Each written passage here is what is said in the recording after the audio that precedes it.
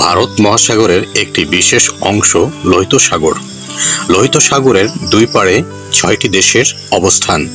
সাগরটির পূর্ব পাড়ে রয়েছে সৌদি আরব ও ইয়েমেন এবং পশ্চিম পাশে মিশর, সুদান, ইরিত্রিয়া ও জিবুতি।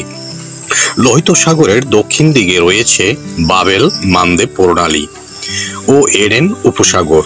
এই প্রণালী ও উপসাগরের মাধ্যমেই লোহিত সাগর ভারত মহাসাগরের সঙ্গে যুক্ত। অন্যদিকে সাগরটির উত্তর পাশে রয়েছে সিনাই উপদ্বীপ। সিনাই উপদ্বীপের পশ্চিম দিকে সুয়েজ উপসাগর ও পূর্ব দিকে আকাবা উপসাগরের অবস্থান। প্রিয় দর্শক, লোহিত সাগরের সমস্ত তথ্য নিয়েই আমাদের আজকের অন্তরালের আয়োজন। সঙ্গে থাকুন শেষ পর্যন্ত।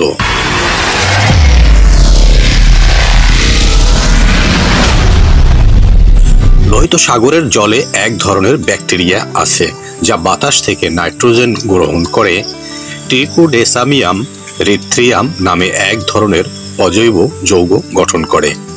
এর রং লাল হওয়ায় এই সাগরের জল লাল দেখায়। এছাড়া আগ্নেয়গিরির অব্যাহত অগ্ন্যুৎপাতের কারণেও সাগরের জল লাল রঙের হতে পারে। আর এসব কারণে এ সাগরের নাম লাল সাগর বা লোহিত সাগর। লোহিত সাগরের আয়তন প্রায় 4,38,000 বর্গ কিলোমিটার। লম্বাটে এই সাগরটির দৈর্ঘ্য প্রায় 1,900 কিলোমিটার এবং সর্বাধিক প্রস্থ মাত্র 355 কিলোমিটার। লোহিত সাগরের গড় গভীরতা প্রায় 1,600 ফুট এবং সাগরের মাঝ বরাবর এর সর্বোচ্চ গভীরতা প্রায় 8,200 ফুট। তবে লোহিত সাগরের প্রায় 40% অঞ্চল অগভীর সমুদ্র। কোনো স্থলভাগের নিকটবর্তী অগভীর সামুদ্রিক অঞ্চলকে মহীসোপান বলা হয়। মহীসোপানের গভীরতা সাধারণত 500 থেকে 600 ফুটের মতো হওয়ায় মহীসোপান এলাকার জলের বৈশিষ্ট্য আলাদা। লোহিত সাগরের মহীসোপান অত্যন্ত প্রশস্ত হওয়ায় এ সাগরে রয়েছে নানা ধরনের জলজ প্রাণী। লোহিত সাগরে আছে প্রায় 1000 প্রজাতির অমেরুদণ্ডী প্রাণী, 300 প্রজাতির প্রবাল এবং 1000 প্রজাতির মাছ। এসব প্রজাতির 10% অন্য কোথাও পাওয়া যায় না। এখানে হাঙ্গর পাওয়া যায় 10 প্রজাতির, কচ্ছপ 4 প্রজাতির। অন্যান্য প্রাণীর মধ্যে রয়েছে বিপন্ন প্রজাতির ডুগং। এই সাগরের পানির উপর এবং নিচের সৌন্দর্যকে পুঁজি করে গড়ে উঠেছে বহু পর্যটন ব্যবস্থা।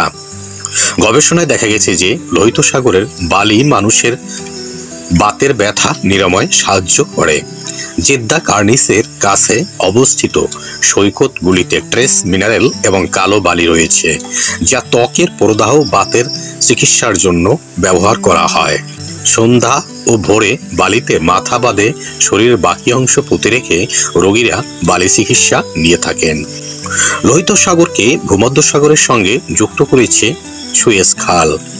সমুদ্রপথে ইউরোপ থেকে এশিয়ার দূরত্ব কমাতে 1869 সালে সুয়েজ খাল খনন করা হয়েছিল। এরপর থেকে বিশ্বের প্রায় 10%-এরও বেশি সমুদ্র বাণিজ্য লোহিত সাগরের মাধ্যমেই হয়ে থাকে। তাই লোহিত সাগরকে বিশ্ব বাণিজ্যের ধমনী বলা হয়। সম্প্রতি ভয়ঙ্কর এক বিস্ময়ের খোঁজ মিলেছে লোহিত সাগরে। সাগরটির উত্তরে এক অভিযান চালানোর সময় মিয়ামি বিশ্ববিদ্যালয়ের গবেষকরা এক ডেড পুল আবিষ্কার করেছেন। সংবাদ মাধ্যমে প্রকাশিত প্রতিবেদন অনুযায়ী সমুদ্রপৃষ্ঠের 1.1 মাইল গভীরে এটি অবস্থিত। প্রধান গবেষক স্যাম পুরকিস বলেছেন, লোহিত সাগরের তলদেশে এই বিরল ব্রাইন পুলে লবণের আধিক্যের জন্যই এই মৃত্যুকূপে এক ফোঁটাও অক্সিজেন নেই।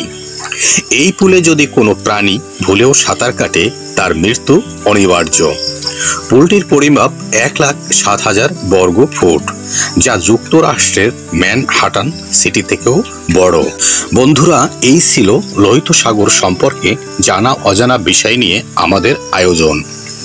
ভিডিওটি কেমন লাগলো এবং আপনাদের কোনো মতামত থাকলে তা অবশ্যই কমেন্ট করে জানাতে ভুলবেন না। আর সেই সাথে লাইক, শেয়ার এবং অবশ্যই আমাদের এই চ্যানেলটি সাবস্ক্রাইব করে রাখবেন। আর এই মুহূর্তে ভিডিওটি যদি আপনি ফেসবুকে দেখেন তাহলে অবশ্যই পেজটিতে লাইক অথবা ফলো দিয়ে রাখুন। ভালো থাকবেন, সুস্থ থাকবেন। আজ এ পর্যন্তই। আল্লাহ হাফেজ।